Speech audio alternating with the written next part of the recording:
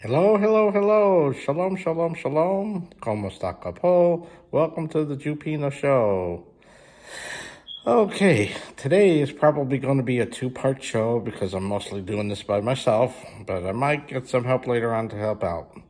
But the premise of the show today is turning in my 5-gallon water jug filled with coins. Right, I've been saving coins for many years. It's been a long story to this. How I acquired this bottle of coins. So probably let's start from the beginning. Many years ago, when I was a young teenager, I used to help people move, right? Me and my brother used to help people move to different places, apartment buildings, houses, and so on and so forth. And we ended up doing a job for somebody who had this big glass art jar. We called it an art jar. We didn't know what to explain it at first, but the story was on their jar was in Los Angeles. They used to have a water supply company who, back in the day, they used to drop off like milk cartons, water jugs, eggs at your door. Well, when I was growing up, this company called Sparklets, non-promoting, they don't promote me, I don't promote that. I don't even know if they're still in business, but they used to deliver big glass bottles to people's homes filled with 5 gallons worth of water. And they used to do it for a lot of businesses. That's why people used to hang out at the water cooler, hang out at these big dispensers. Yeah, these big dispensers. That was my neighbor Bob coming home. But they used to have these big dispensers that they had 5-gallon bottles of water that put in. You put on these machines and they used to dispense water for you, either hot or cold.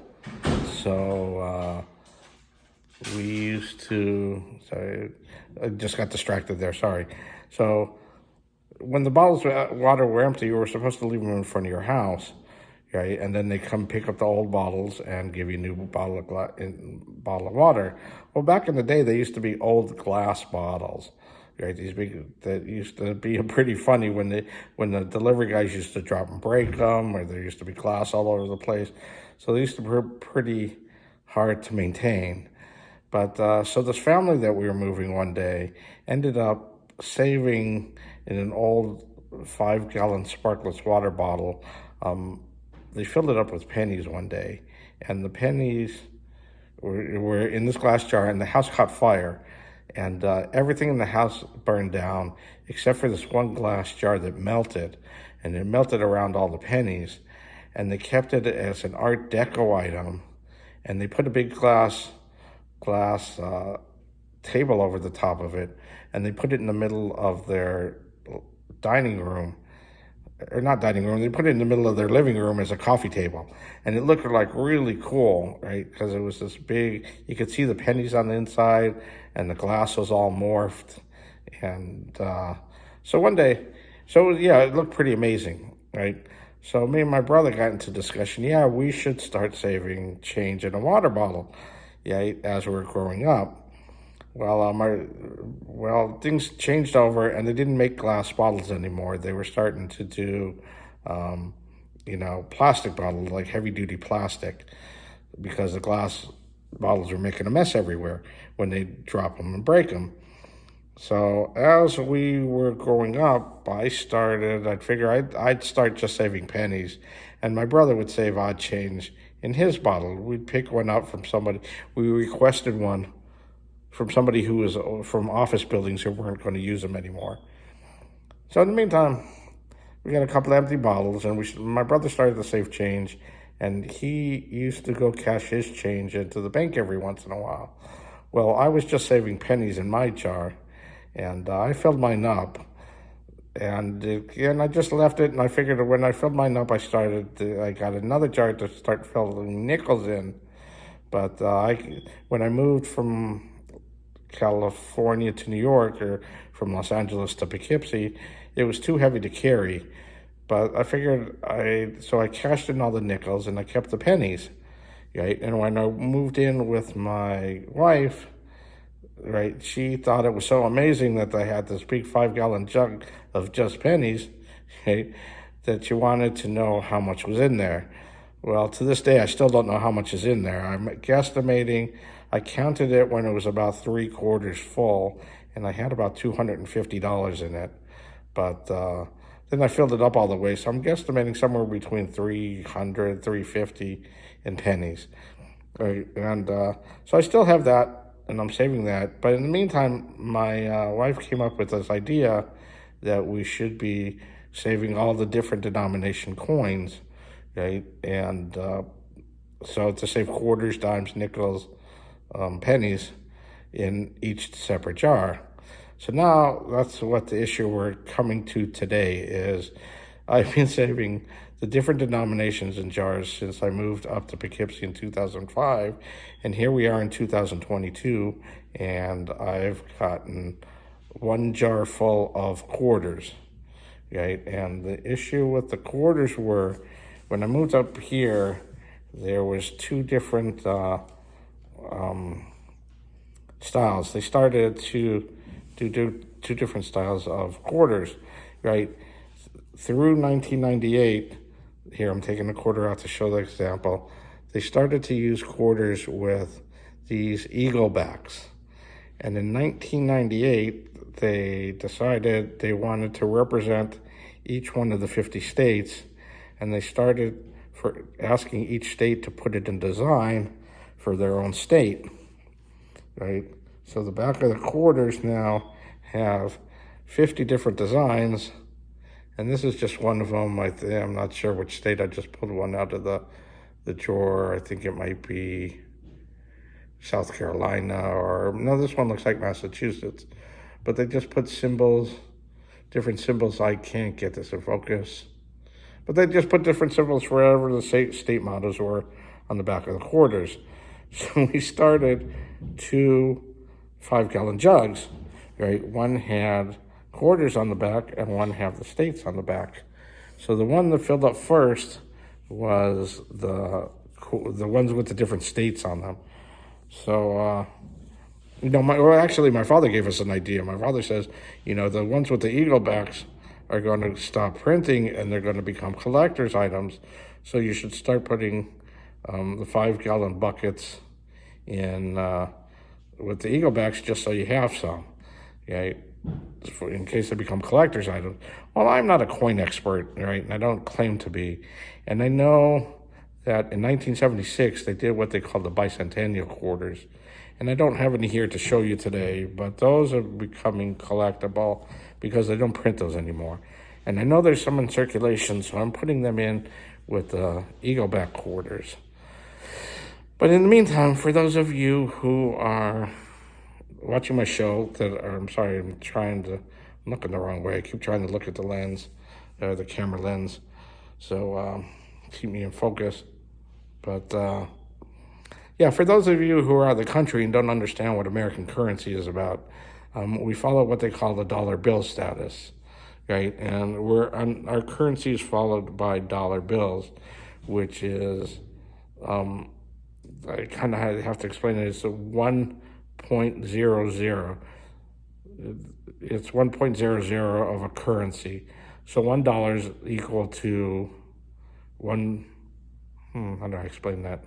It's equal to $1, right? But it's equal to, they break it down into coins, right? Into 1/100th of a dollar, right? And the denominations are, so the currency comes in $1, $2, $5, $10, $20, and $50 denominations. $50 and $100 denominations. So that's what they print on the bills, the number 1, 2, 5, 10, 20, 50, and 100. So, as you're saving money up, you can. But then there's parts of a dollar, and parts of a dollar are called the coins, right? And coins are broken down in the American denomination of 1/100th of a dollar, 5/100ths of a dollar, 10/100ths of a dollar, 25/100ths of a dollar. I forgot to put on my list of, there's 50-cent pieces, where there's 2/50ths of a dollar to 1/2 a dollar, right?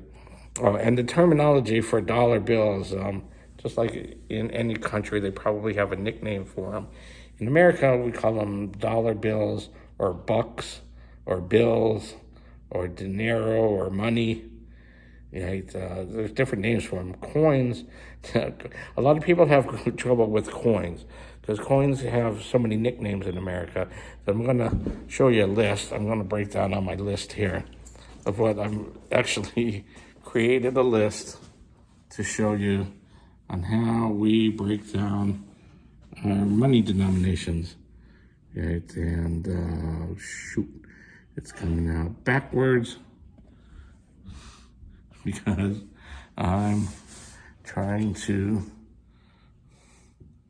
how do I figure it out? Okay, I made a chart, but maybe I'll put in I can't flip this around. How do I flip this? Okay, to show you. Okay, but anyway, so I'll read it off to you.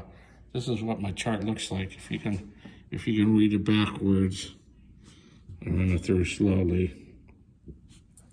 The United States American dollar values are broken down as such.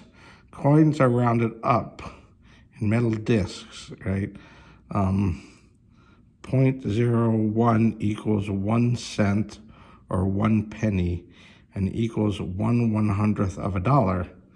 5 cents are 0.05 cents, or what we call a nickel, because they used to be made out of nickel. The piece of metal they used to use is nickel for 5/100ths of a dollar. It's equal to 5 cents.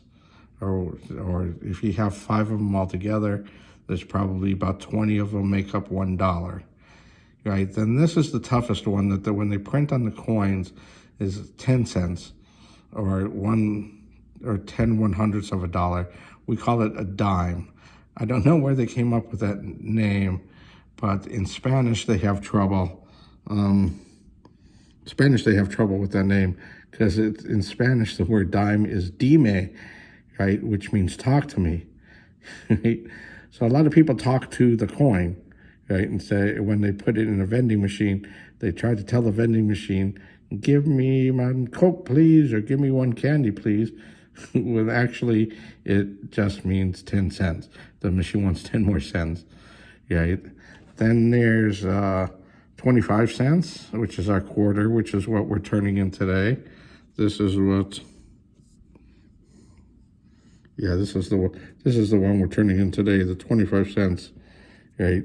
Which we call a quarter, or a quarter of a dollar equals 25/100ths of a dollar for 25 cents. And we call it a quarter. Then the one thing I didn't, oh shoot, you know what I missed on my list are the 50-cent pieces.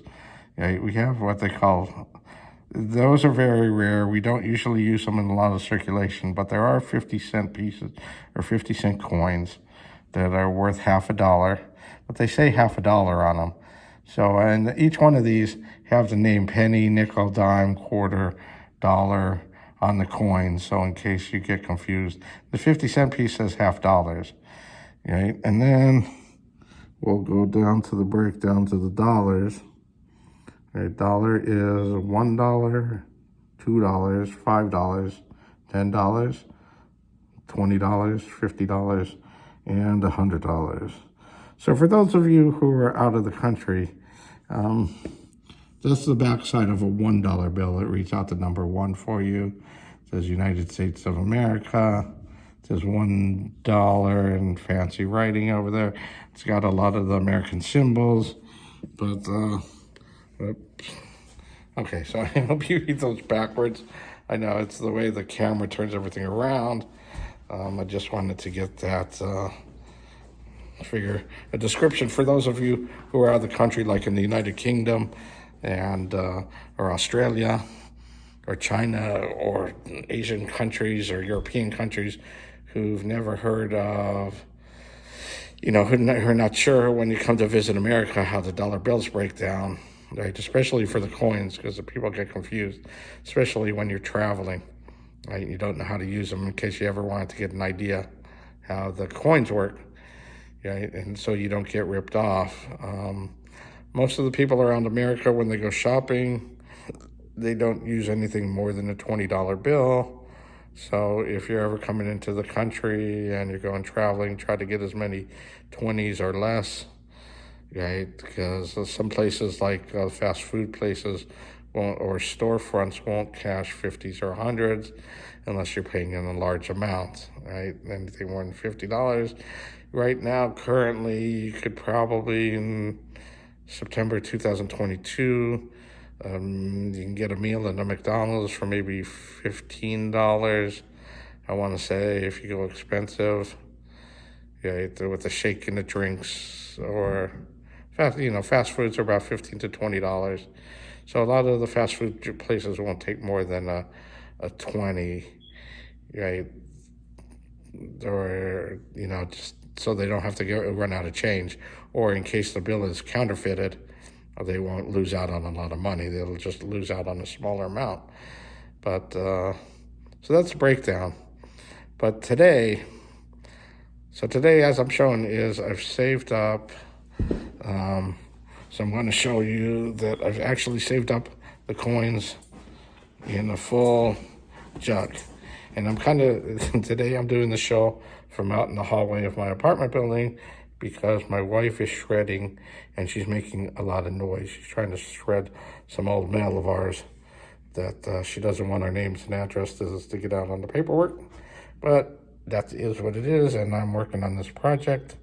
So today, let me show you what our big...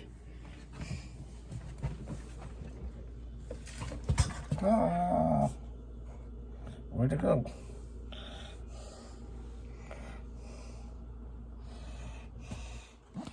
Oh, come on. Here we go. I see the top of the jar.